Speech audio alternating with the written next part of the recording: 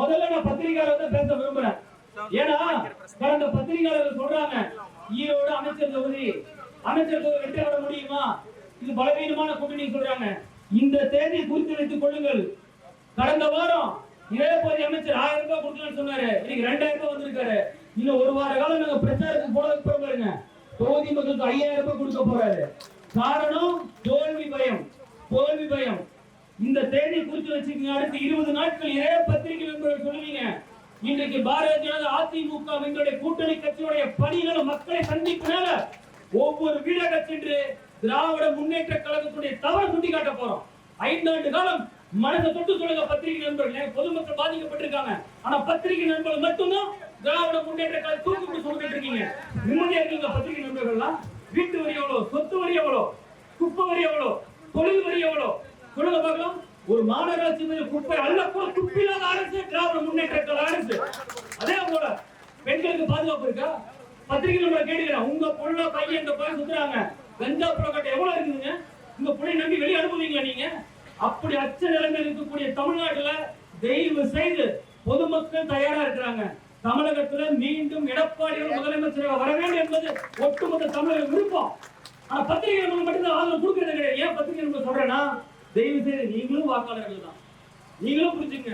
உங்க வீட்டுல உங்களுடைய மனைவிமார்கள் எங்களுக்கு தான் வாக்களிக்க போறாங்க. நீங்க எங்களுக்கு வாக்களிக்க காட்டுவீங்க. அந்த அளவுக்கு இன்னைக்கு தமிழ்நாட்டு நிலைமை இருக்குது. அதே போல ஏன் உணர்ச்சியாக பேசுறேன்னா, அந்த அளவுக்கு நம்முடைய குழந்தைகள் பாதிக்கப்பட்டிருக்காங்க. எங்க போனாலும் கஞ்சா. இன்னைக்கு 6ஆம் வகுப்புல இருந்து இன்னைக்கு காலேஜ் போக வரணும் கஞ்சா சர்வ சாதாரணமாக பொட்டிகளை வித்துக்கிட்டு இருக்காங்க. அதே போல மேற்கு தொகுதியை பொறுத்தவரை பாத்தீங்கன்னா விவசாயிகள் நிறைந்த பகுதி.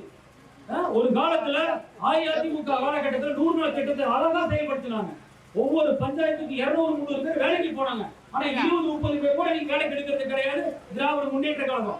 அந்த 20-30 பேருக்கு கூட அவர்கள் முறையாக சம்பளம் கொடுப்பது கிடையாது. விவசாயிகளுக்கு பாதுகாப்பு கிடையாது. அதே போல வெளியூர் பக்கம் போய் பாருங்க, இன்றைக்கு நாய்கள் போய் இன்றைக்கு ஆடுகள் கிடைக்குது. அவர்களுக்கு நிவாரணம் கொடுக்க சொன்னாங்க திராவிட முன்னேற்ற கழகம். அந்த நிவாரண தொகையும் தரது கிடையாது. இப்படி ஒவ்வொரு மக்களும் பாதிக்கப்பட்டிருக்காங்க. அதே போல எங்களுடைய திட்டம், எங்களுடைய தேர்தல் அறிக்கை அழகான தேர்தல் அறிக்கைங்க. எடப்பாடி அவர்களுக்கு தேர்தல் அழகான தேர்தல் அறிக்கை. அனைத்து தரப்பட்ட மக்களையும் குறிப்பாக குடும்ப பெண்களை கவரக்கூடிய தேர்தல் அறிக்கை வெளியிட்டு இருக்காங்க. இதையெல்லாம் மக்கள்கிட்ட போய் சொல்ல போறோம். அதே போல இன்றைக்கு திராவிட முன்னேற்ற கழகம் நான் கூட்டணி கட்சியை கேட்டுக்கொள்வது, அடுத்த 20 நாட்கள் நம்ம தைரியமா மக்களை சந்திக்கலாம். அஇஅதிமுக ஆட்சி காலத்தில் சொன்ன அற்புதமான திட்டம் 7.5% வரலாற்று திட்டத்தை மக்கள்கிட்ட போய் சொல்லுங்க. இன்னைக்கு ஏழை எளிய மக்கள் கூட இன்னைக்கு மருத்துவ படிப்பு போறாங்கன்னா அது எடப்பாடி அவர்கள் தான். அதே போல இந்த பகுதியில் அவனாசக்தியோட திட்டம் காலிங்கராயனுக்கு பிறகு ஒரு வாழ்நாள் காலிங்கராயன் எடப்பாடி பழனிசாமி அவர்கள் தான் 11 கோடி போட்டு இன்னைக்கு திட்டத்தை கொண்டு வந்திருக்காரு. அதே போல ஊராட்சி கோட்டை குடிநீர் திட்டம் 30-40 ஆண்டு காலம் கனவு திட்டம். ஈரோடு என்ன கேன்சர் மாநகரம் என்ற பேர் வாங்கிட்டு இருக்கிறோம். காரணம் எங்க பார்த்தாலும் கேன்சர், மக்கள் பாதிக்கப்பட்டிருக்காங்க. அதற்கு முடிவு கட்டத்தான் தண்ணியை சுத்தமான தண்ணியை காவேரியிலிருந்து கொண்டு வரக்கூடிய அழகான திட்டத்தை எடப்பாடி கொண்டு வந்தார். அந்த திட்டத்தை முடக்கியவர் திராவிட முன்னேற்ற கழகத்தில். அதே மக்கள்கிட்ட போய் சொல்லுங்க. இப்படி ஒவ்வொரு பகுதியிலுமே சோலார் பஸ் ஸ்டாண்ட் போட்டிருக்காங்க சார். அமைச்சரை கேளுங்க, நீங்க அந்த திட்டத்தால் என்ன பயன் சொல்லுங்க பார்க்கலாம். இங்க இருந்து 10 கிலோமீட்டர் தொலைவு பஸ் ஏறி போக முடியுமா? அந்த திட்டமே முதலமைச்சரும் துணை முதலமைச்சரும் வந்தா மீட்டிங் போட கிரவுண்டா மாத்திருக்காங்க. மினாரிட்டி சொல்றேன். அந்த பஸ் ஸ்டாண்ட் வந்து என்ன வந்திருக்குது? இப்போ D2 வந்திருக்குது. D2 யார் விளையாடுறது எல்லாருக்குமே தெரியும். இன்னைக்கு ரியல் எஸ்டேட் பண்ணி பல பேர் இந்த பகுதியில் வாழ்ந்துட்டு இருக்காங்க. அவருடைய எதிர்காலத்தையும் முடிவு கட்ட திரு ஸ்டாலின் முடிவு பண்ணிட்டாரு. இப்போ ஒரு பக்கத்துல D2 தொடங்கிட்டாங்க. இனி ஈரோடு பகுதியில பூராவும் எங்க ரியல் எஸ்டேட் போட்டாலும் D2 தான் வாங்க போறாங்க. மாணவர்கள் பாதிக்கப்பட்டிருக்காங்க, தாய்மானவர்கள் பாதிக்கப்பட்டிருக்காங்க, தொழிலாளர்கள் பாதிக்கப்பட்டிருக்காங்க, தொழில் அதிபர்கள் பாதிக்கப்பட்டிருக்காங்க. இப்படி அனைத்து தரப்பட்ட மக்களையும் பாதிக்க வச்சுட்டு ஒரே ஒரு குடும்பம் தமிழகத்தை வாழ்ந்திருக்கு. ஸ்டாலின் குடும்பம் மட்டும்தான் வாழ்ந்துட்டு இருக்குது. இது மக்கள்கிட்ட போய் சொல்லலாம். இன்றைக்கு தமிழகத்திற்கு தேவை ஒரு மாற்று. அந்த மாற்றை வழங்கக்கூடிய ஒரே சக்தி நம்முடைய கூட்டணிக்கு மட்டும்தான் இருக்குது. இன்னொன்னு சொல்லி நான் முடிக்கிறேங்க. இன்றைக்கு சொல்றாங்க திமுக கூட்டணி பலமான கூட்டணிங்கிறாங்க. இன்னைக்கு நான் சொல்றேன், எங்களுடைய கூட்டணி அதிமுக மிகப்பெரிய வாக்கு வங்கியுள்ள கட்சி. அதற்கு பிறகு பாரதிய ஜனதாவுக்கு மிகப்பெரிய வாக்கு வங்கி இருக்கு. பாட்டாளி மக்கள் கட்சிக்கு வாக்கு வங்கி இருக்கு. தமிழ் மாநில காங்கிரஸ் மரியாதை வாக்கு வங்கி இருக்குது. அதே போல அமமுக வாக்கு வங்கி இருக்குது. எங்களுடைய கூட்டணி கட்சி அத்தனை வாக்கு வங்கி இருக்கு. திமுக கூட்டணியில திமுக தவிர எந்த கட்சிக்கு வாக்கு வங்கி இருக்குது?